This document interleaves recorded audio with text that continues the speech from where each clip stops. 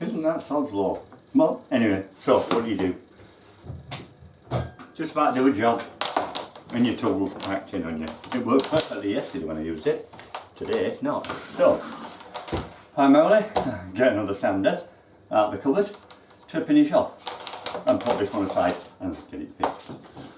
And then when we've got more time and we finish the job, we can come back to it. Now, this is what I always say about why you need a reasonably good understanding of your power tools, so you can maintain them, maybe do minor repairs on them. Don't expect you to start rewiring motors and such, but you need to be able to do basic things, because things like this happen. And what's that? A 250 quid sander. Throw it away? No. Send it away to get repaired. Well, that's the next option. But there you're looking. I'll have a look at it for 60 quid and then tell you what's wrong. It's a lot of money to lose out. So learn first yourself. Motors are all motors. They're all pretty much the same. Taking it apart, that is the only thing that might be confusing. Putting it back together again. So take evidence of what you've done. Photograph, video, whatever. Watching what you do. You get stuck, you can look back over it and check what you've done. And carry on. Like having an instruction booklet. So anyway, with this, as you saw, no power. There was power right up to here, but nothing. So I'm looking and I'm thinking, well, there is our first point to check cable being repaired. And it's a very flexible point. Look how loose that is. It looks like it's gone. I wasn't detecting any power past that. So that's the easy one. We'll do that. If it's not that, then we open this up and go beyond. It's brush motor. We go to the brushes. We see if the power's there. If the power's there, we're okay. There was no bang, no spark, no nothing caused it to go off. The fuse is okay. It can't be really much of anything, except that.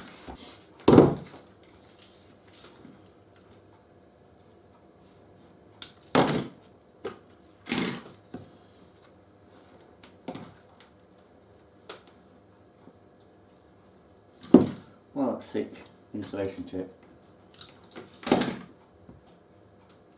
That wasn't already there, so I can see what damage there was there. And there we are. Live wire snapped. And the neutral is also going. So, yeah, it was repairable before because probably the insulation had been nicked or something. And therefore insulation solves the problem, but this time not. This time I want to take that back into here, chop it and do it all back. So we found the fault, but we still want to open it up and do more serious repair than what is there. Primarily just at the blue body and see where we go from there. Should be able to split it open with these out.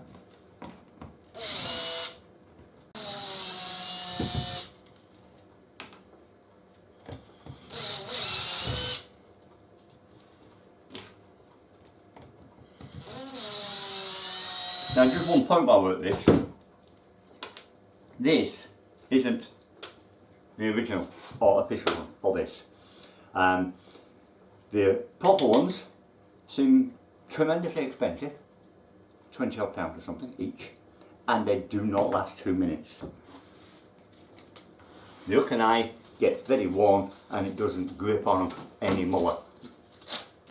This one I got off of a cheap sander, and I had to re-drill the holes to make it fit. But it did fit, and therefore it was a lot better. And I think that one's about a fiver. And the hook and eye is lasting a lot of work. So I'm pleased. Get it back on again. Okay, that just sits on there. Yeah, no problem. This one here. Position.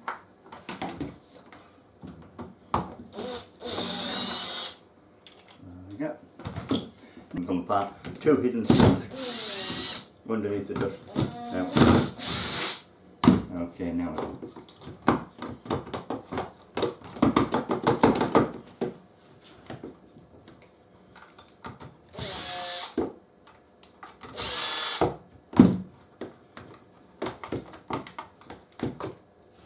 Wow, a lot of dirt in there. So let's start off by just taking this out.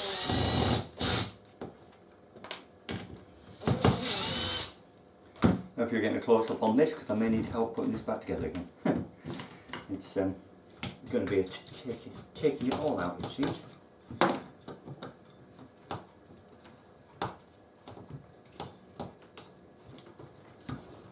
Everything. Wow, really did it.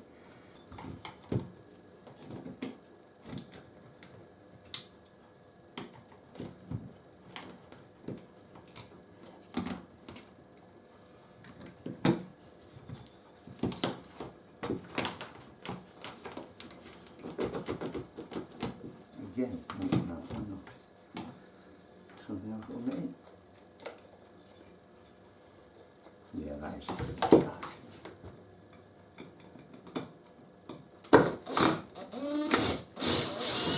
All a learning curve. The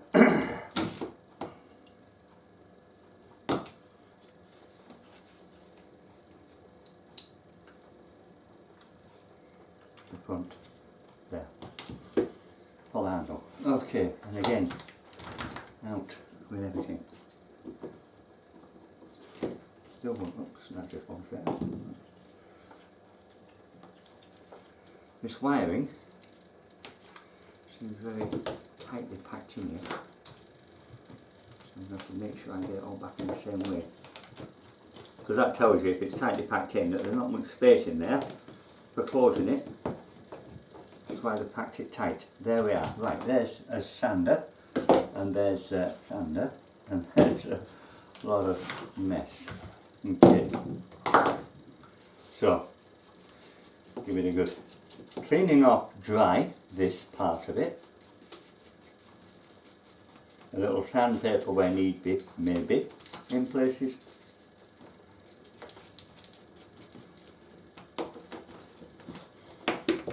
Wow, changing colour.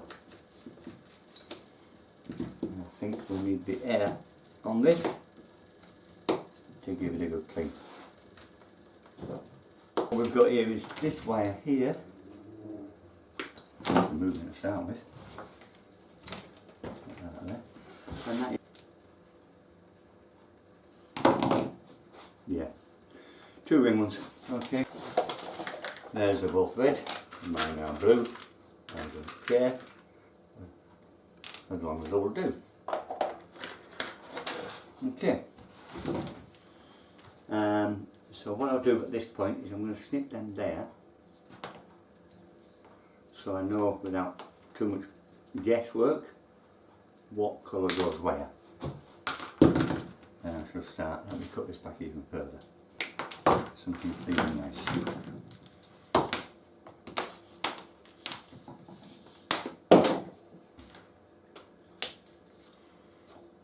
And I'm going to be needing that much better. Now you do it this way, you can do it this way, but watch your thumb and do it only gently. It'll score it and then it'll break. Then you'll go straight through your wires.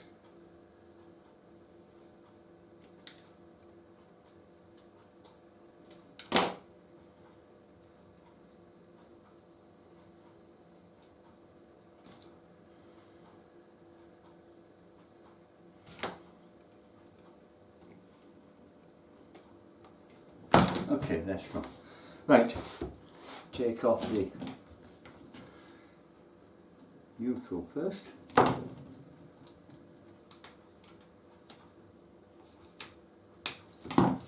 Okay, now I don't want this video to take forever, so I'll just quickly run you through what I'm going to do next. This brushed off and given the air to blow out dust wherever I possibly can. The commutator I'm going to obviously give a clean over there where the bushes are going, and again just a blow out and brush off, make sure everything, it all sounds nice. A bit of brush there, give that a clean, might as well. Same with this, again, brush it out clean. Then I'm going to wash all plasticky objects. Once it's all done, blow them dry, and back, put it back together again. So let me just go and get on with that lot. Right, so now there we are, all of it's cleaned and back to looking nice. It actually looks newer than I expected it to. But like I would say, the aim is not to make it look new, it's to get rid of the grime which slows these tools down and eventually damages them to a point where they're not usable anymore. So you keep that down, you'll keep the tool running a lot nicer. It's not about trying to make it look like a new one. Okay, so now time for reassembly. The jigsaw begins. Okay, so if I remember rightly, the one without the screws is the one I took out last. So here we go. Remembering the wiring was very, very intricate. So let's get the armature in there first, get that in there first, let's see where we go. This end I can put straight in. Can't really see there being an issue here. Of course, careful when you push the wires out, you don't want to be nicking them.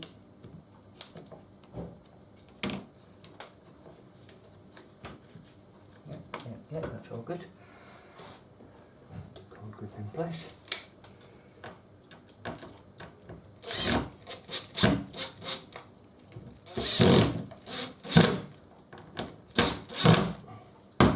Right, now with this, what we're going to do is try and very carefully get the wires in place. I'll try and do this and keep it on camera as best I can. Excuse me. Now then, orange brush was this side and that brush was that side. The wires go underneath this switch. So put these wires first down in the back here.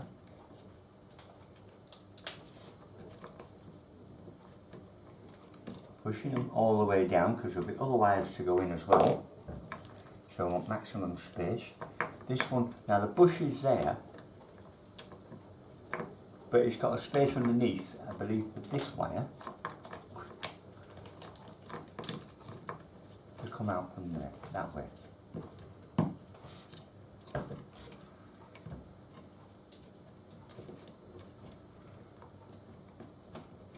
See?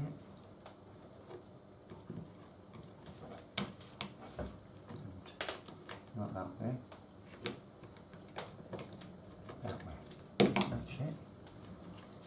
That wire.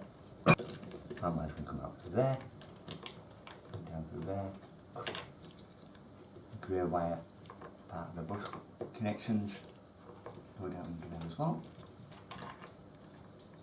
Okay, so just making sure this is constantly free, nothing catching on it, all the wires out of the way. That's your other bush wire that can follow the same route as that one.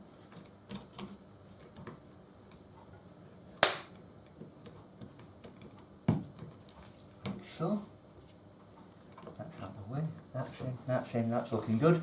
Now, the bushes, they go upwards, press it against, get over a bit properly, press it against and slide it down, like that, and put the wire in place. Same with that one. Now we've got these two here that those wires will clip into. Again, press it against, slide it down. That's all we need on that. Clip the wire into place on there. And there. Okay. The only other thing, captive nut. This captive nut wants to be in there for the handle. I'm saying all this as though you've got the same model. If you have, then you'll have no problem. Just following me. But if it's a different model, things will be different. That's it. In it goes. Last quick check. Everything's clearing everything. Good. Okay. And place the other on top. And it's screwed up.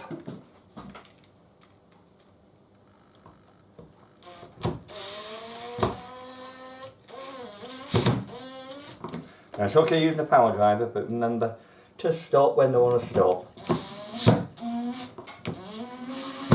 It's very easy to over tighten into nylon of any kind. And you strip the thread very easily.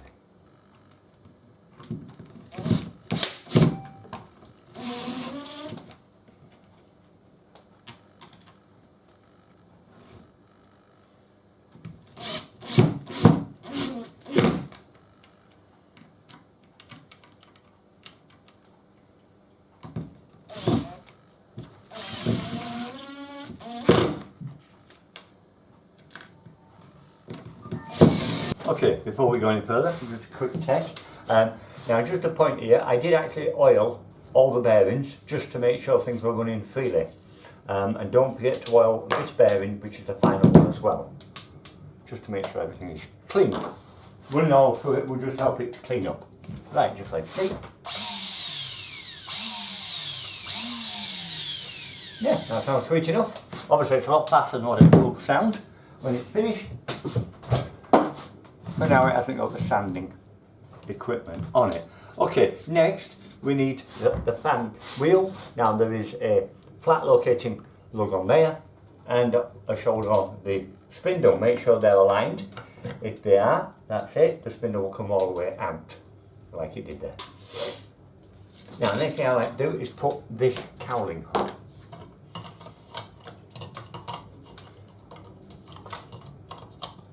Like so. I'm going to put it on gentle for now. Next we have this. Make sure that's down and it's got that washer back in place. Again, it's got oil on it. Put that in, then the captive screw over the top. Again with the washer, making sure that washer's in place.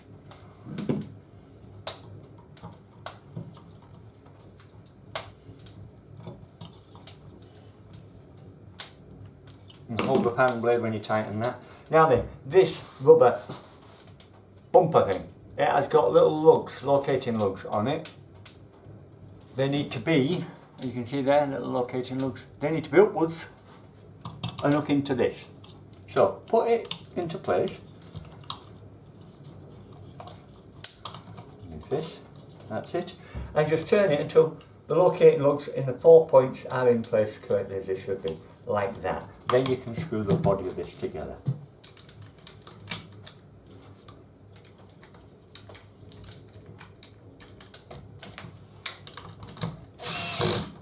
Don't over tighten on the plastic ones, use a hand driver. They will crack off on you if you're not careful. When it's in the right position, you will get a little bit of movement, but that's okay. It's locked on its location. Right, next, this. What I like to do, get the pad, put the screws through, and get this plate, which wants this ridge bit, downwards, because it locks into that. Pull them over the screws, like so. Makes it easier to locate the screws in that, because it's quite difficult to find them.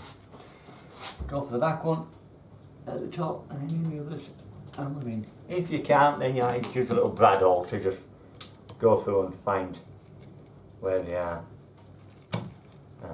Is it? No, I missed totally. That's got that one.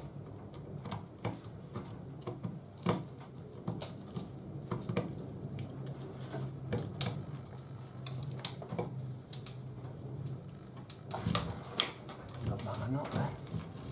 No, there we are. Right, you can see me.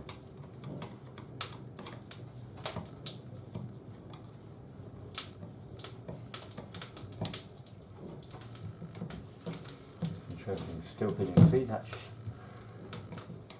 one way of being tight.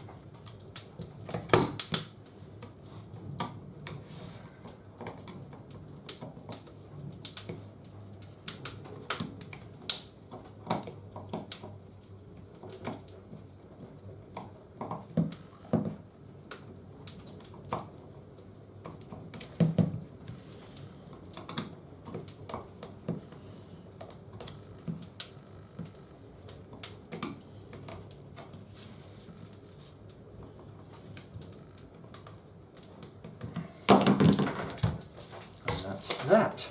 So, let's again test it.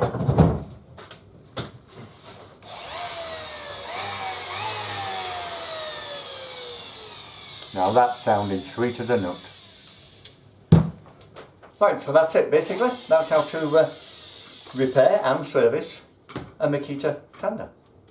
As I said, I presume they're all pretty much the same inside. But that's it, so shouldn't have any problem whatever model you've got. Okay, right, well, appreciate it if you stick a like in the box there if you liked what I did, and if you want to see any future videos Also subscribe and click that bell button so that you'll know when it's coming. Alright, well, thanks a lot for watching and see you again next time. Bye for now.